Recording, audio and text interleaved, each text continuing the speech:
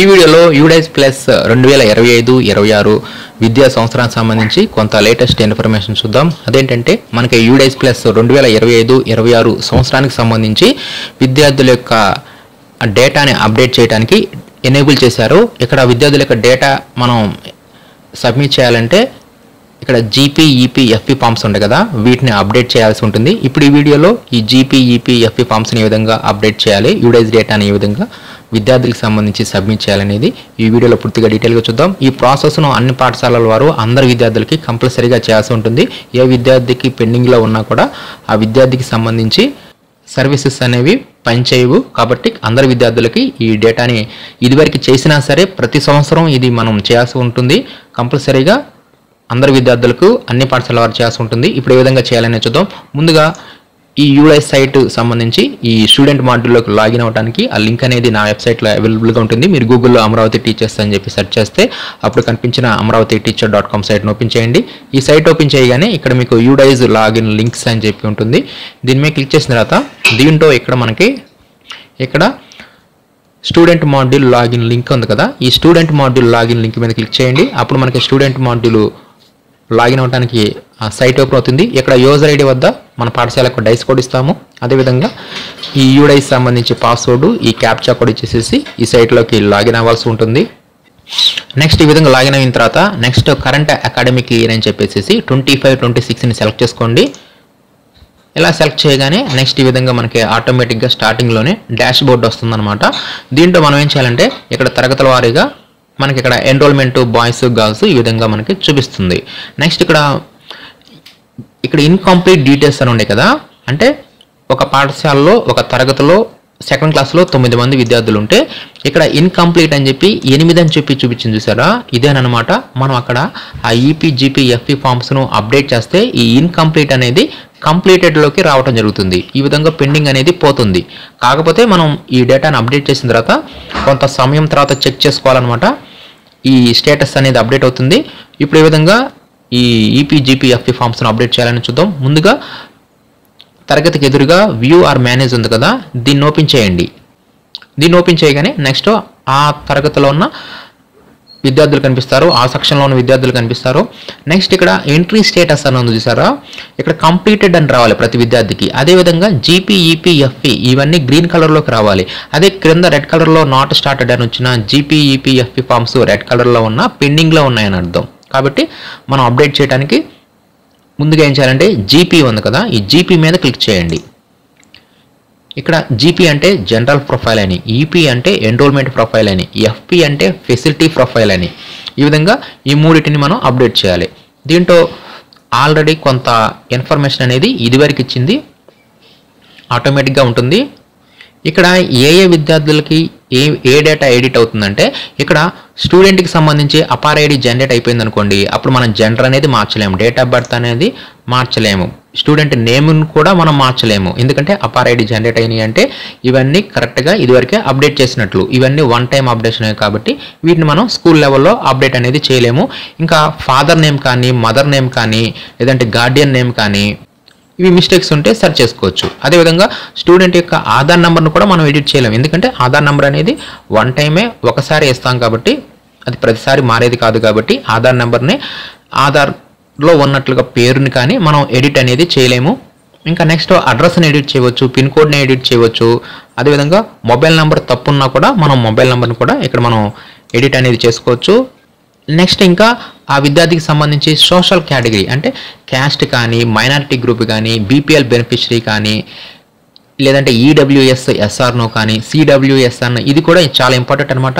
ఏ విద్యార్థి అయినా సరే సిడబ్ల్యూఎస్ఎన్ అయితే మాత్రం కంపల్సరీగా ఇక్కడ ఎస్ అని చెప్పి ఇవ్వండి. అలా ఇస్తే ఆ విద్యార్థికి సంబంధించిన బెనిఫిట్స్ అన్నీ కూడా ఆ విద్యార్థికి అందుతాయి. ఇక్కడ నో అని చెప్పి ఇచ్చామంటే మాత్రం ఆ విద్యార్థికి సంబంధించి ఆ బెనిఫిట్స్ అనేవి వారు మిస్ అవుతారు. కాబట్టి సిడబ్ల్యూఎస్ఎన్ చిల్డ్రన్కి కంపల్సరీగా యూడైజ్లో ఎస్ అని చెప్పి ఇవ్వండి. దీనిని బేస్గా తీసుకొని రేపు ఆ విద్యార్థులకి ఫెసిలిటీస్ అనేవి గవర్నమెంట్ వారు ఇవ్వడం జరుగుతుంది. కాబట్టి ఇది చాలా ఇంపార్టెంట్ అనమాట. ఇక్కడ సిడబ్ల్యూఎస్ఎన్ అయితే మాత్రం ఇక్కడ ఎస్ అని చెప్పి ఇవ్వండి. నెక్స్ట్ ఇక్కడ డిజేబిలిటీ ఏంటి అనేది కూడా సెలెక్ట్ చేసుకోండి. డిజేబిలిటీ సర్టిఫికేట్ ఉందా లేదా, ఎంత డిజేబిలిటీ పర్సంటేజ్ ఉంది, ఇవన్నీ కూడా ఖచ్చితంగా ఇవ్వండి. ఇంకా మిగతా ఇన్ఫర్మేషన్ మొత్తం జనరల్ అనమాట. అదేవిధంగా ఇక్కడ బ్లడ్ గ్రూప్ వచ్చేసరికి మనకి తెలియకపోతే చివరిది ఇచ్చేసేయండి అండర్ ఇన్వెస్టిగేషన్ అని చెప్పేసి ఇదేమండి నో ప్రాబ్లం. ఈ విధంగా ఇది జనరల్ ప్రొఫైల్ జీపీ. ఇది మొత్తం ఇచ్చిన తర్వాత ఏం చేయాలంటే మనం ఫైనల్గా సేవ్ మీద క్లిక్ చేయాలి. ఇంతటితో మనకి జనరల్ డేటా అప్డేటెడ్ సక్సెస్ఫుల్ అని చెప్పి ఈ విధంగా చూపించడం జరుగుతుంది. ఇలా మనం సేవ్ చేసిన తర్వాత జీపీని నెక్స్ట్ ఈపీలోకి వెళ్ళడానికి ఇక్కడ నెక్స్ట్ అని ఉంటుంది. ఈ నెక్స్ట్ మీద క్లిక్ చేయండి. అప్పుడు మనం ఈపీ అంటే ఎన్రోల్మెంట్ ప్రొఫైల్లోకి వెళ్తాము. దీంట్లో ఏ డేటా ఎడిట్ అవుతుందనే చూద్దాం. ఇక్కడ విద్యార్థి యొక్క అడ్మిషన్ నెంబర్ని ఎడిట్ చేయవచ్చు, అడ్మిషన్ డేట్ని ఎడిట్ చేయవచ్చు. నెక్స్ట్ ఇక్కడ క్లాస్ సెక్షన్ రోల్ నెంబరు, అదేవిధంగా మీడియము, తెలుగు మీడియమా ఇంగ్లీష్ మీడియం. ఇక్కడ ఈ మీడియంను బట్టే విద్యార్థికి అంటే FA1 కానీ FA2 కానీ మన మార్క్స్ ఎనేబుల్ అయినప్పుడు ఇక్కడ ఇంగ్లీష్ మీడియం ఉంటే అక్కడ ఇంగ్లీష్ మీడియంలో చూపిస్తుంది, ఇక్కడ తెలుగు మీడియం ఉంటే అక్కడ తెలుగు మీడియంలో ఆ విద్యార్థి పేరు అనేది చూపిస్తుంది. కాబట్టి మార్క్స్ ఎంటర్ చేసేటప్పుడు ఈ మీడియం అనేది ఖచ్చితంగా కరెక్ట్గా ఉండేటట్లు చూసుకోండి. ఇంకా మిగతావన్నీ ఇంకా జనరల్ అనమాట. ఈ విధంగా ఈ ఎన్రోల్మెంట్ ప్రొఫైల్ ఇచ్చేసేసి సేవ్ మీద క్లిక్ చేయాలి. కంపల్సరీగా సేవ్ మీద క్లిక్ చేయాల్సిందే. ఇలా క్లిక్ చేసిన తర్వాత నెక్స్ట్ ఎన్రోల్మెంట్ డీటెయిల్స్ అనేవి అప్డేట్ అయ్యాయి. ఇప్పుడు ఏమవుతుందంటే నెక్స్ట్ మీద క్లిక్ చేయాలి కంపల్సరీగా. ఇలా మనం 1 by 1 సేవ్ చేసుకుంటూ మూడో ఫామ్లోకి వచ్చాము. ఇప్పుడు ఇక్కడ దీంట్లో కూడా ఆ విద్యార్థికి సంబంధించి ఫెసిలిటీస్ అంటే మనం ఫ్రీ టెక్స్ట్ బుక్స్ ఇస్తున్నాం, ఫ్రీ యూనిఫామ్స్ ఇస్తున్నాము. ఎవరికైనా సరే ట్రాన్స్పోర్ట్ అలవెన్స్ ఒకవేళ ఆ విద్యార్థికి వస్తుంటే కంపల్సరీగా ఇది కూడా చెక్ చేయండి. ఈ ఫ్రీ ట్రాన్స్పోర్ట్ ఫెసిలిటీ వస్తుంటే మాత్రం ఈ విధంగా ఇదివరకు ఇచ్చిన డేటా ఉంటుంది. వీటిలో ఏమైనా ఉంటే ఎస్ఎన్ఓలో మరలా మీరు మార్చుకోండి, నో ప్రాబ్లం. నెక్స్ట్ ఇక్కడ ఫెసిలిటీ ప్రొఫైల్లో ఇంపార్టెంట్ అనమాట. ఇది father Aadhaar number, mother Aadhaar number, ఇవి రెండు కంపల్సరీగా అప్డేట్ అనేది ఇక్కడ ఉండాలి. ఒకవేళ లేకపోతే మాత్రం ఇక్కడ ఇవ్వండి. ఎందుకంటే తల్లికి వందనం పథకానికి సంబంధించి ఆ విద్యార్థి ఎలిజిబుల్ అవ్వాలంటే కంపల్సరీగా ఈ mother Aadhaar number, father Aadhaar number ఈ రెండింటి ద్వారానే వ్యాలిడేషన్ అనేది జరుగుతుంది. కాబట్టి ఇక్కడ ఈ వివరాలు ఖచ్చితంగా అప్డేట్ అయ్యేట్లు చూసుకోండి. ఇంకా నెక్స్ట్ ఇక్కడ స్టూడెంట్ హైట్ వెయిట్ అనేది మనం జనరల్గా ఇచ్చేస్తాము. నెక్స్ట్ ఇక్కడ ఉన్న ఇది కూడా చాలా ఇంపార్టెంట్ అనమాట. Distance, approximate distance of student residence to school. ఇక్కడ కూడా ఆ డిస్టెన్స్ని బట్టి ట్రాన్స్పోర్ట్ అలవెన్స్ అనేది అప్లికబుల్ అవుతుంది. ఇక్కడ ఎక్కువ డిస్టెన్స్ ఉన్న వాళ్ళకి ట్రాన్స్పోర్ట్ అలవెన్స్ అనేది ఆ అమౌంట్ అనేది గవర్నమెంట్ వారు క్రెడిట్ చేయడం జరుగుతుంది. కాబట్టి ఇక్కడ ఈ డిస్టెన్స్ని కూడా కరెక్ట్గా అప్డేట్ చేయండి. 3 to 5 ఉంటే కరెక్ట్గా 3 to 5 ఇవ్వండి. గ్యారంటీగా అప్పుడు ట్రాన్స్పోర్ట్ అలవెన్స్ అనేది పడటం జరుగుతుంది. కాబట్టి ఈ డేటాను కూడా కరెక్ట్గా అప్డేట్ అనేది చేయండి. ఉన్నదన్నట్లుగా ఫెసిలిటీ ప్రొఫైల్ ఈ థర్డ్ ఫామ్ను కూడా ఈ విధంగా మనం అప్డేట్ చేయడానికి కంపల్సరీగా సేవ్ మీద క్లిక్ చేయాలన్నమాట. ప్రతిసారి ఇలా సేవ్ మీద క్లిక్ చేస్తే అప్పుడు facility data has been saved successful అని చెప్పి ఈ విధంగా వస్తుంది. తర్వాత నెక్స్ట్ మీద క్లిక్ చేయండి.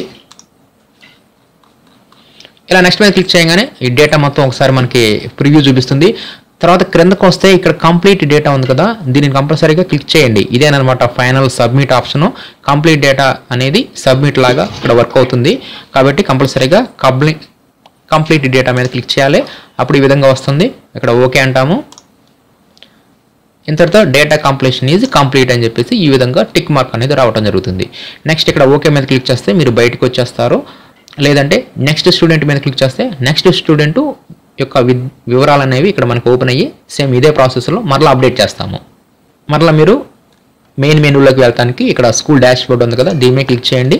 మనం డాష్ బోర్డ్లోకి వచ్చేస్తాము. మరలా ఆ విద్యార్థి యొక్క వివరాలు అప్డేట్ అయ్యాయా లేదా అని మనం చెక్ చేసుకోవడానికి వ్యూ మేనేజ్మెంట్లోకి వెళ్ళండి. ఇక్కడ ఇప్పుడు చూడండి జీపీ, ఈపీ, ఎఫ్ఈ ఈ మూడు కూడా మనకి గ్రీన్ కలర్లోకి వచ్చేసాయి. ఎంట్రీ స్టేటస్ కూడా కంప్లీటెడ్ అని చెప్పి రావడం జరిగింది. ఈ విధంగా ప్రతి విద్యార్థికి సంబంధించి ఈ విధంగా ఈ 3 ఫామ్స్ని కంపల్సరీగా అందరి విద్యార్థులకు ఇదివరకే మనం అప్డేట్ చేసినా సరే ప్రతిసారి ఈ విధంగా అప్డేట్ చేయాలి. అలా చేస్తే ఇక్కడ స్టేటస్ అనేది కంప్లీటెడ్లోకి వస్తుంది. అదేవిధంగా ఈ డాష్ బోర్డ్లోనే ఇక్కడ మనకి నెంబరింగ్ కూడా ఇన్కంప్లీట్లో ఉన్నది 0 అయిపోవాలి. పెండింగ్ అనేది 0 ఉండాలి ఫైనల్గా. ఇంకా అప్పుడు మాత్రమే మనకి పెండింగ్లో లేనట్లు అవుతుంది. కాకపోతే ఈ నెంబరింగ్ అనేది కొంత సమయం తర్వాత అప్డేట్ అవుతుంది. మనం ఇప్పుడు అప్డేట్ చేసిన వెంటనే బ్యాక్ వచ్చి ఈ నెంబర్ని చెక్ చేసుకుంటే మారదనమాట.